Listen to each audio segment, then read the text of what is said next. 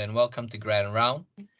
So my name's Stephen Fong. I'm one of the gastro consultants who runs this. Hi, Alice. Hello, hi. So I'm just doing a quick introduction to the Grand Round audience. So today we're very lucky to get the pharmacy aspect of how we can actually make big improvements to healthcare. Oh, sorry, someone's on a. Don't worry. That's okay, just a bit of background noise anyway. So I think Alice, you and your team are going to be presenting on how your system with the multi-sector program can make a big difference, which I think will be really interesting to see.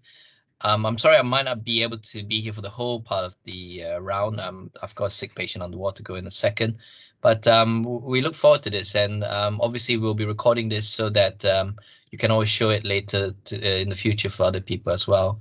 But the floor is all yours, so please do go ahead. Thank you very much indeed, and we are delighted to be here on the Grand Round. There hasn't been a pharmacy presenting for quite a while, so we're really pleased to be involved, and thank you very much for the opportunity. So yes, we wanted to kind of focus on in the next 45 minutes about how we can reduce medication errors during the patient's transfer of care between primary and secondary care. And this is to highlight or showcase an East Sussex multi-sector foundation to advanced pharmacist programme, which is unique in the country. It's part of a Health Education England pilot that's been so successful, it's now embedded in our organisation in ESHT and local partners. So I'm Alice Conway, and we've got Sarah Purdy on the call as well, who are the training programme directors for this. Thank you. So on to the next slide. So the structure for the next 45 minutes, just to give you a bit of background about the programme in East Sussex, and then we've got some case studies which are going to be presented by a couple of our multi-sector foundation to advanced pharmacists. So delighted to have them on the Grand Round as well. And then just a kind of a summary, recommendations, and an opportunity for any questions about the programme. So our multi-sector programme has really been established from the NHS long-term plan that I'm sure you're all aware of. It's a couple of years old, and this plan really highlighted the need to integrate care across the sectors and how important integrated care is to reduce the number of hospital admissions. And again, as a pharmacist, we're thinking about how we can reduce the number of hospital admissions specifically due to medications. So I put down here just to remind people, and I've got the reference here as well, about how an integrated health and care system, when working efficiently, ensures that patients transition between acute hospital-based care and community or primary care run smoothly and discharges are well coordinated. And this was actually the pivotal in establishing our multi-sector programme. So just to kind of highlight and remind people about the benefits of an integrated programme, just so everyone's aware of the various systems involved with patients and their medications. And we've got a greater understanding of the cause and effect of different interventions. A seamless patient journey with reduced handoffs, access to specialists, medical pharmacists, all healthcare professionals, access to transfer of care of medicines data, and highlighting the improved communication relationships and networks, and staff are supported to continue to grow their clinical expertise. And I think you've highlighted really improved job satisfaction and motivation, and also with resilience. So the multi-sector pharmacist programme, this really highlights our stakeholders.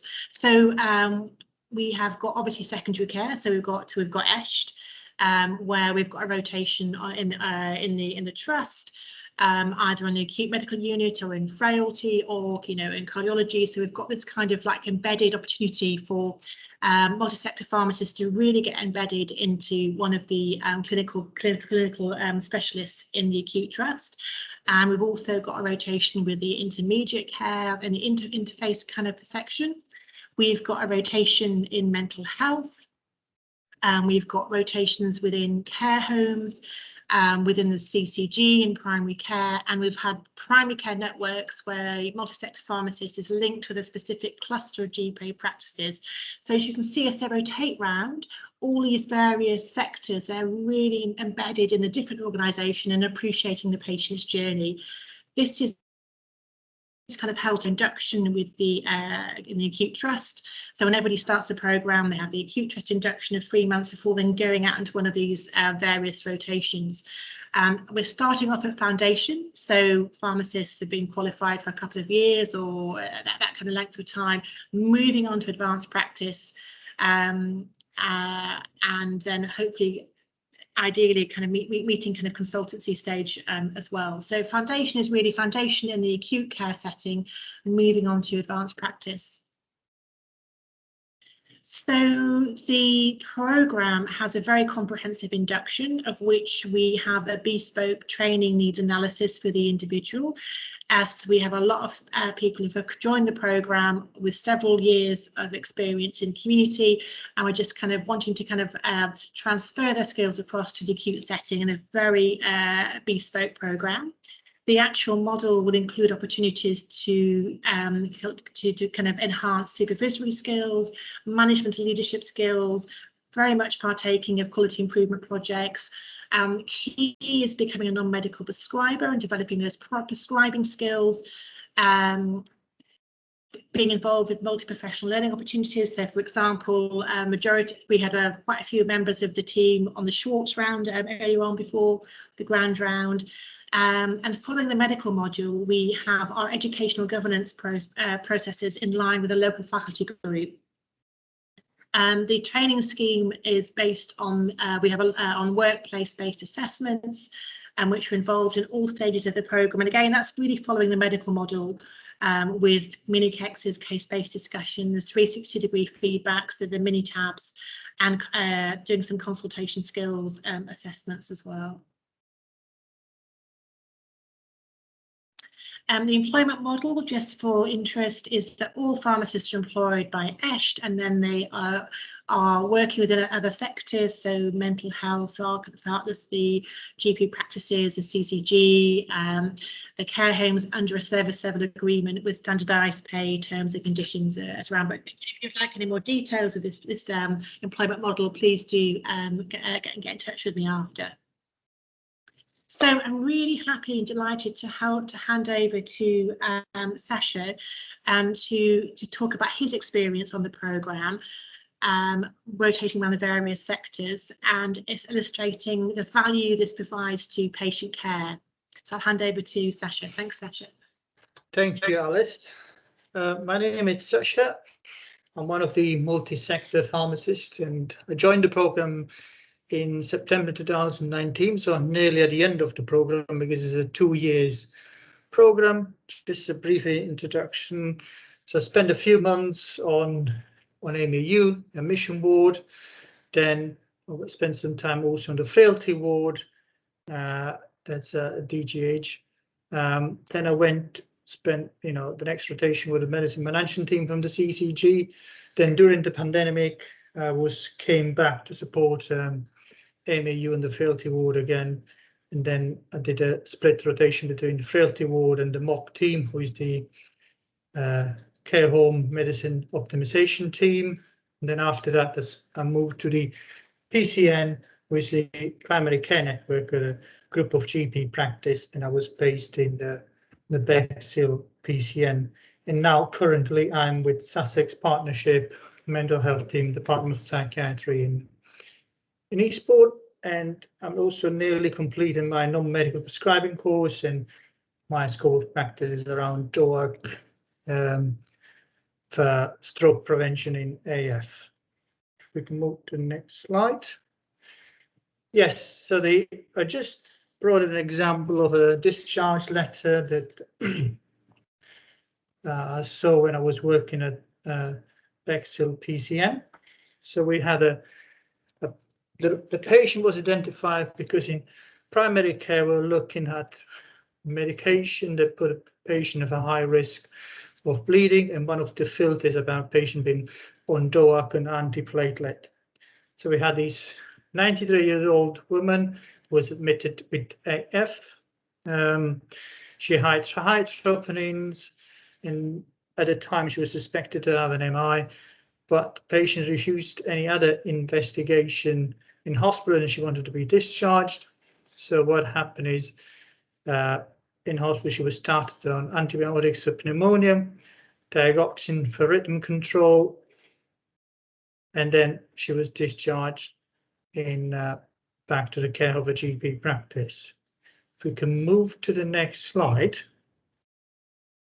So she was on quite a long list of medication, but what was interesting to find out that the patient was started as part of the ACS protocol on aspirin and clopidogrel. So currently the patient was discharged on what we call a triple therapy: aspirin, clopidogrel, and apixaban. And then she was on a combination of antibiotic to treat her pneumonia as well. So what was found, if we can go to the next slide. So on the main point was GP to review digoxin and renal function, bisoprolol 2.5 restarted, cholecalciferol added because she was low on vitamin D, and just to repeat an X-ray after 4 to 6 weeks. But there was no mention that the patient was started on a triple therapy, and so there was a bit of a concern around.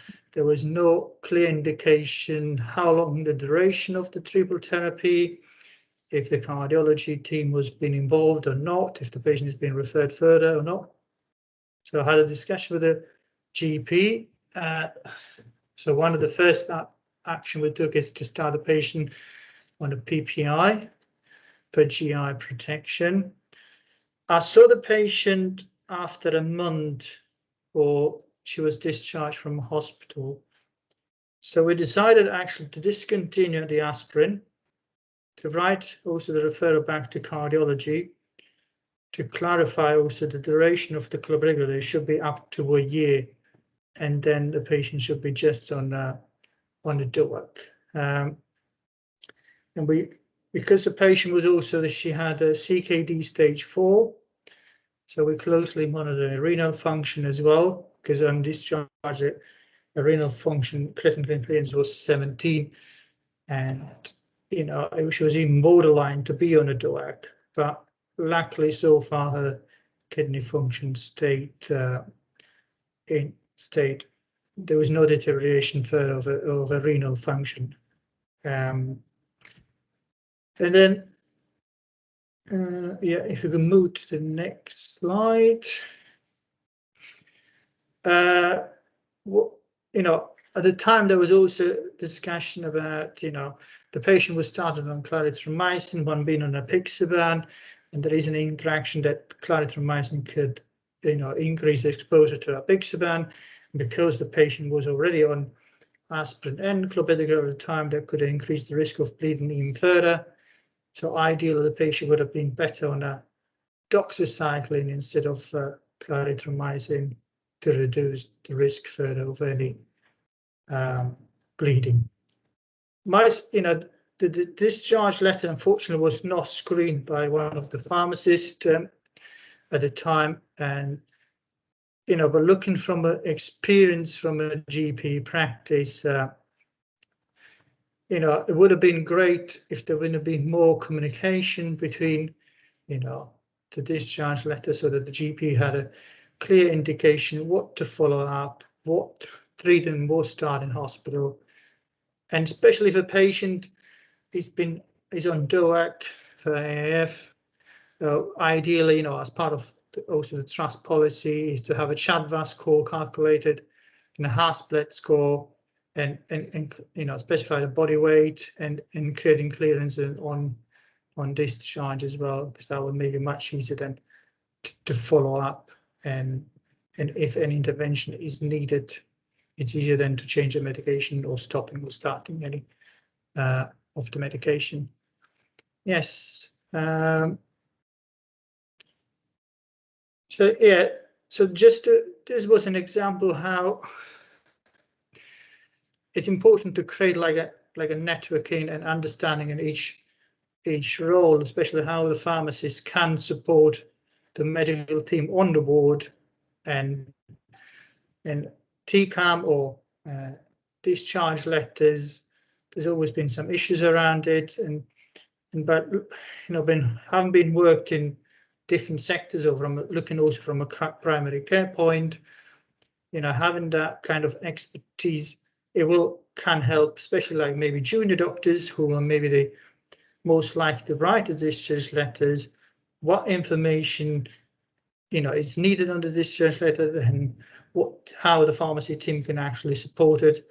And there is also plenty of great support in the trust as well. We've got some great leaders like around anticoagulant. We've got Ivona Ward, she's our leader in anticoagulant prescribing, or you've got Neville Sharma, who is our antimicrobial lead. So there is help available for doctors or other healthcare professionals. And now with the multi-sector pharmacists, we can also help across different sectors. We've got connection with the CCG, with the care homes teams, or even mental health, because that's something we tend to forget about, mental health. And the idea of having these multi-sector pharmacists to help, current doctors or other professionals to overcome any barriers in supporting them. I think that's one of the key messages I want, to come across. I think that was the last slide. Yes. Back to you, Alice. Oh, Olga, would you like to? Thank you very much, Sasha. That's a really good example about how your experience of working in the acute trust can actually help when you're on your rotation within a GP practice, and feeding back to prescribers, pharmacists, and the need to ensure that when we screen discharges, that information about DOACs is on the prescription. So a good message for prescribers and pharmacists alike for that. So Olga, to your case.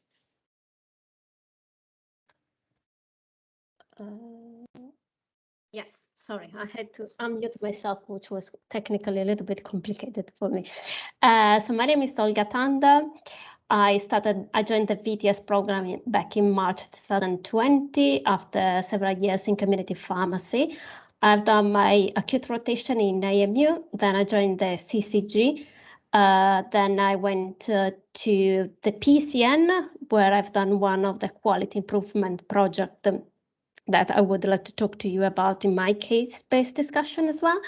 And then I'm actually at the moment with the medicine optimization care home team, and I'll be joining back the Eastbourne covering AMU, possibly A&E and frailty.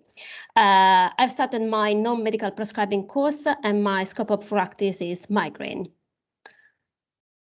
So the case I would like to talk to you about is a 37-year-old female that I came across when I was doing my bank shift during the weekend. And so she presented with a unilateral headache, which was started 3 weeks before admission. She had all the characteristics of migraine that you can think of. So the headache was sensible to light and sound, associated nausea, no current medication, and no non-drug allergy. So she was correctly diagnosed with migraine. And on the discharge letter, she was discharged on sumatriptan, 50 to 100 milligrams were required with a GP, and in the discharge letter, the GP was asked to continue the treatment.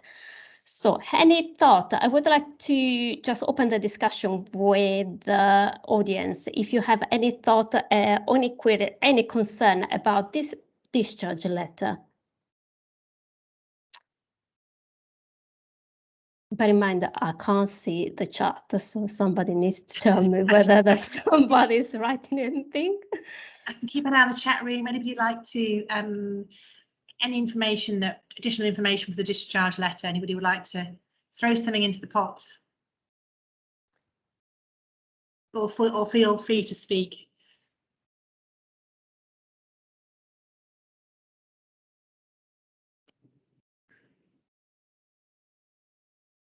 I'll carry on. If you got any thought, just share with me.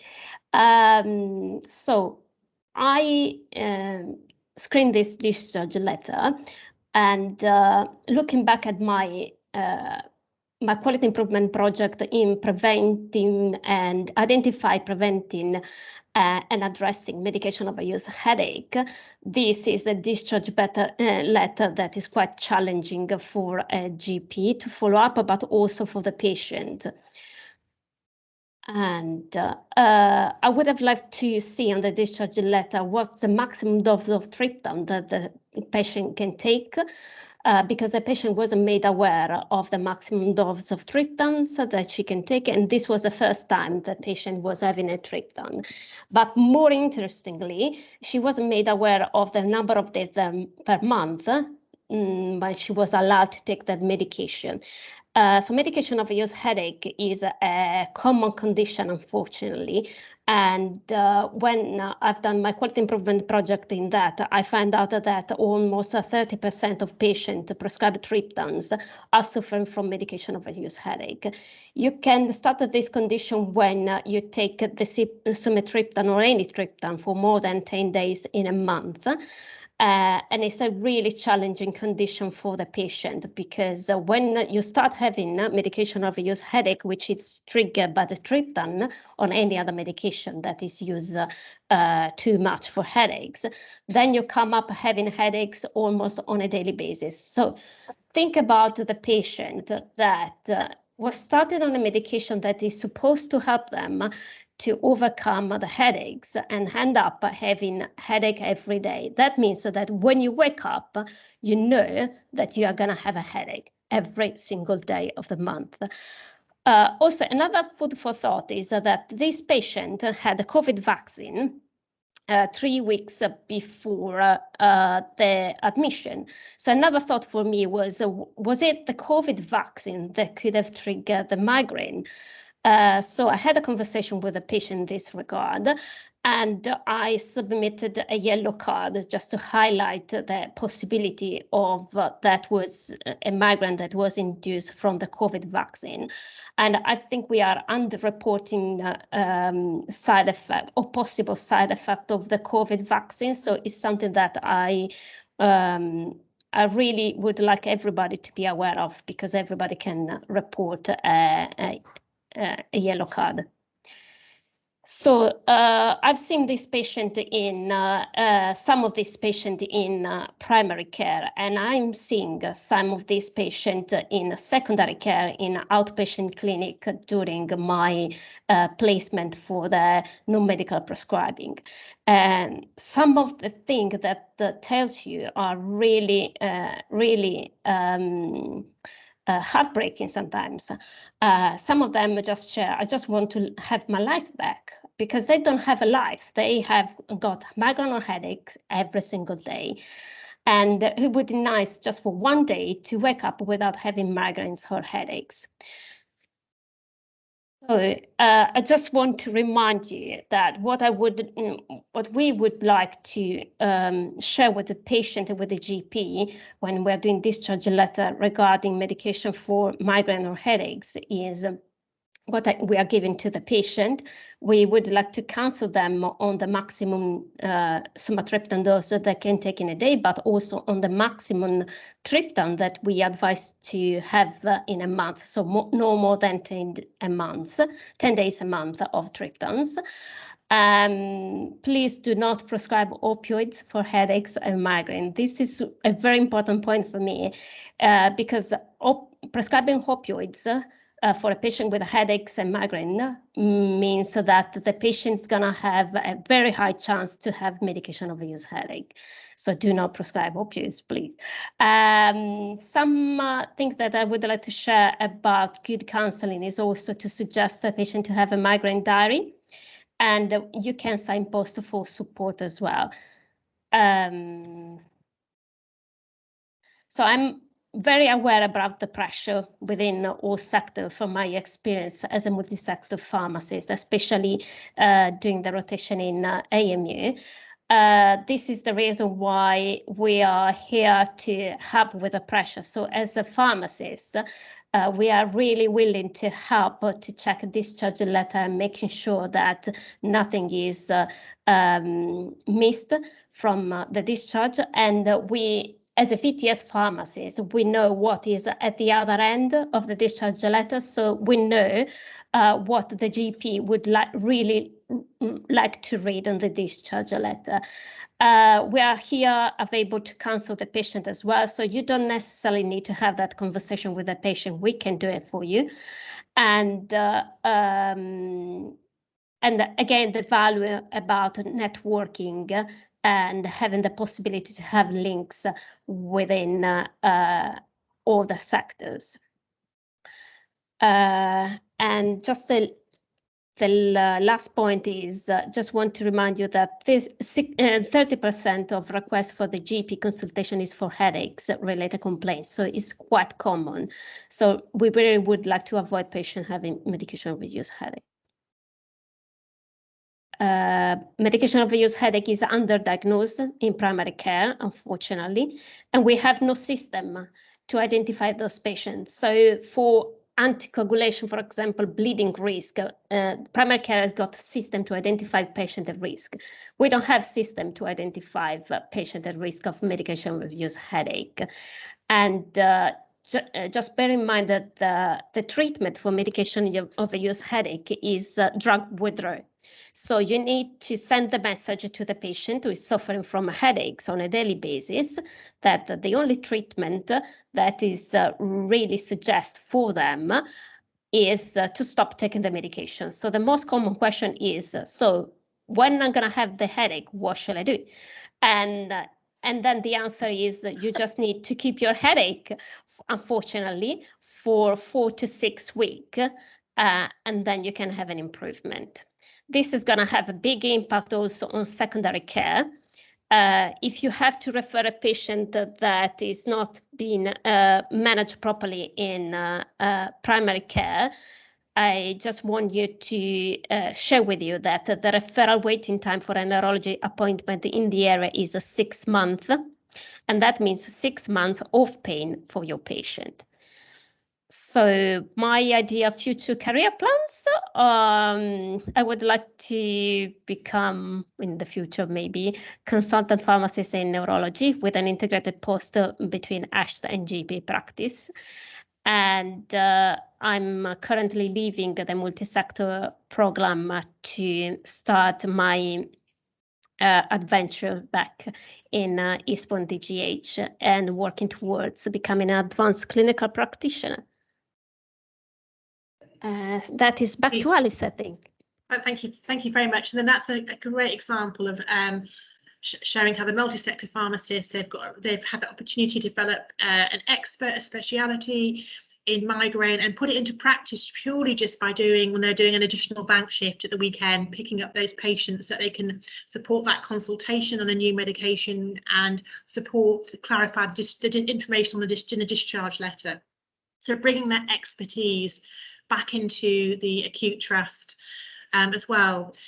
And it's lovely hearing the various, the career opportunities, what the future holds for the multi-sector pharmacists. Ideally these kind of collaborative posts across the interface with ASHT and GP practices, but very much integrated in the local kind of community as well. So great opportunities there.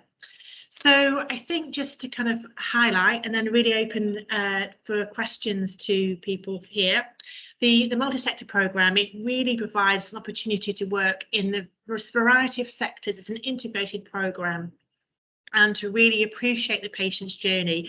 I think pharmacy has traditionally been you go into one sector, whether it's community, whether it's hospital, and you stay there. You don't get to see the variation and the different pathways, which obviously we're well aware that the medical model has had for numerous years. So we're following in your footsteps now with an integrated training programme for our pharmacists. And again, just to stress, this is kind of unique, the East Sussex approach. Very fortunate to have the support from our various stakeholders and organisations. So the multi-sector programme, it enhances those multi-professional networks and sharing of good practice, particularly important as we want these multi-sector pharmacists to kind of be really embedded in the local community.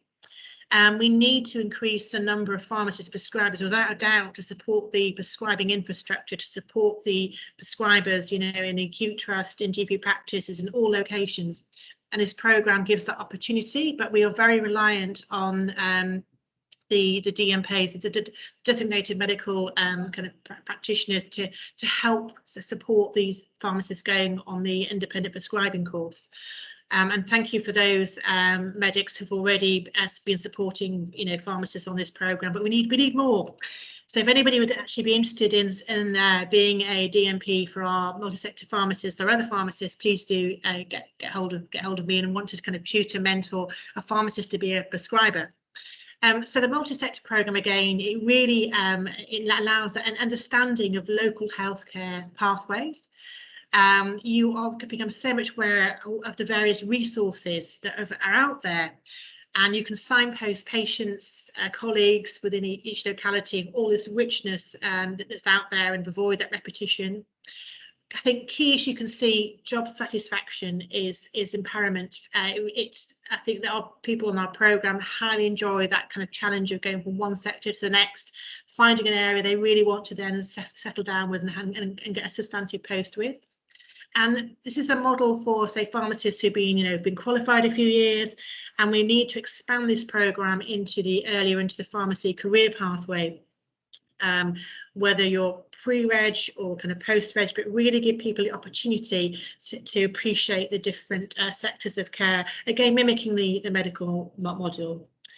So I think that's the last slide for our presentation.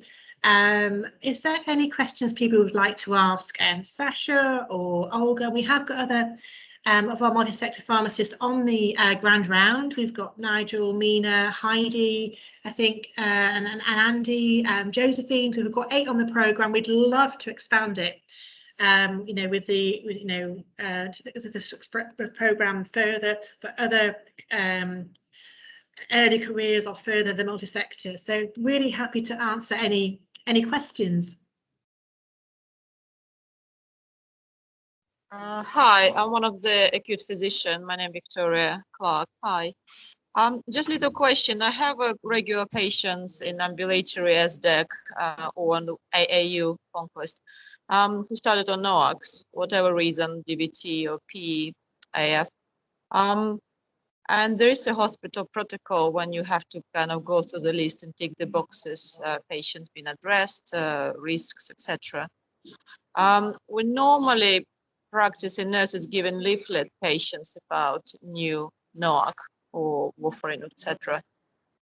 If there is anybody in the community counseling this patient with a new anticoagulation, NOAC or warfarin, etc., is anybody in the community, or it's only depends from the complications and questions? I'm going to pass this over to Sasha, but purely because he's got experience of community, experience of GP practice, experience of the acute trust, and his speciality is DOAG. So Sasha, I'd like to pass over to you to answer that question, please. Oh, hello, yes. So there's sort of two ways to do that. First, you can tell the patient to go and speak with a community pharmacist, because the patient, as it's been started on a DOAC, he's entitled to what they call new medicine service. So it's a service where community pharmacy will support the patient in the first month, just checking in terms how he's getting on with taking the medication, any possible side effects or any advice, or also like suggesting about, is he taking any other medication, over-the-counter products, any advice a community pharmacist could refer. And also, I would also write to his GP saying that the patient, has been started on a DOAC, because normally after a month in a GP practice, he will normally follow up on a kidney function and just have a review how the patient is doing in terms of being started on anticoagulant medication, in terms of adherence, any possible side effects, and the patient should have an alert card filled in, making sure they carry that with them all the time. So there's a clear indication of the reason being on a DOAC, what the current dose is taken. So then the patient could then show the card to any healthcare profession they maybe interact, you know, if they're going to see a dentist or podiatrist or anyone else, they will probably see along the line. Did I answer your question? Yes, please. So if this is a kind of then primary care follow-up for the patient for new NOAC, we can say advice to contact local pharmacy, CGP in a month's time, and Yes. advice to, do we have alert card or they have to get The it pharmacy online? team at the Conquest, and you can also bleep any technician, they will also be able to counsel the patient or even a pharmacist about. I mean, yeah, because ambulatory patients, basically they're in and out as well. Or we can patient, somebody just diagnosed DVT and briefly seen and gone. So this is the 3 points we can advise these people in case we didn't have enough time to talk about. No, Yes. is it correct? Yeah. Okay. You could also Brilliant. ask the pharmacy team to give you some cards and information leaflet to give to the patient. They should have them available. Yeah, we're doing this. Thank you. Yeah, thank you. No, thank you. That's a good question. I think, Sasha, it's lovely to highlight your experience about information sources available in all the various sectors as well to support that patient. Any other questions you'd like to ask the Multisector team?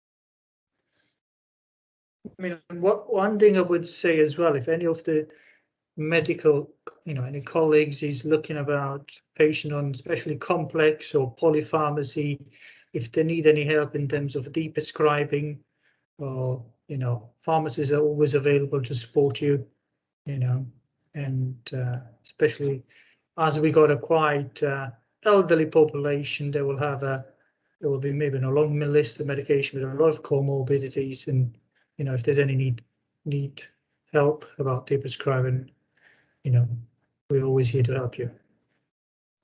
I thank you very much. I think it's a very good presentation, especially enjoyed cases.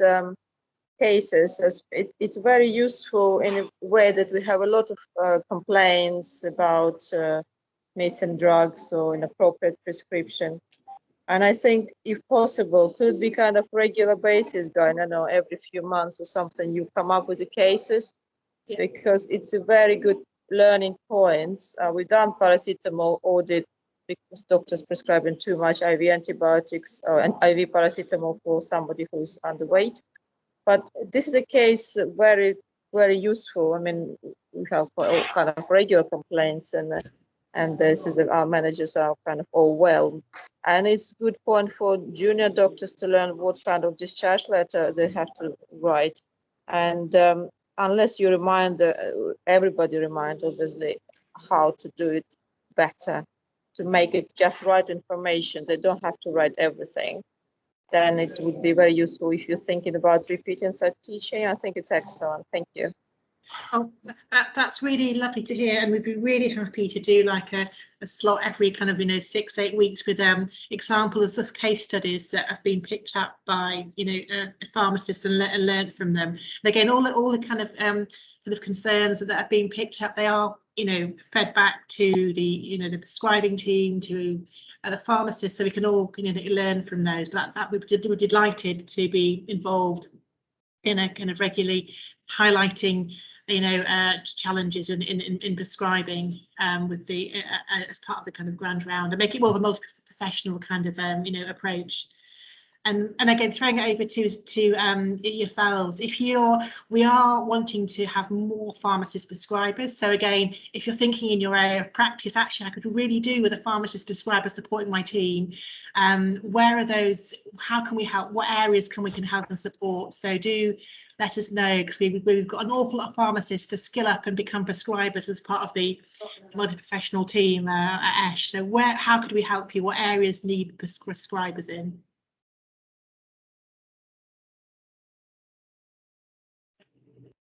Yeah, so thank you. I mean, I presume Dr. Fong is away, but I think it's a great teaching. Yeah. Okay. I think it's like anywhere else, the doctor's assistants, a lot of other different new positions come up, and not everybody knows how to, what way we can use your help, guys. So it's just maybe with new cases and new ideas, I think people will come forward to offer their help and ask you for help. Yeah. Okay, I think I finished. Thank you. So we'll say thank you for everyone for being on the call, and I guess as there's no more questions, we can probably, I guess, kind of finish a few minutes early, if that's okay. Okay. All right, thank you. Bye. Thank you. Okay.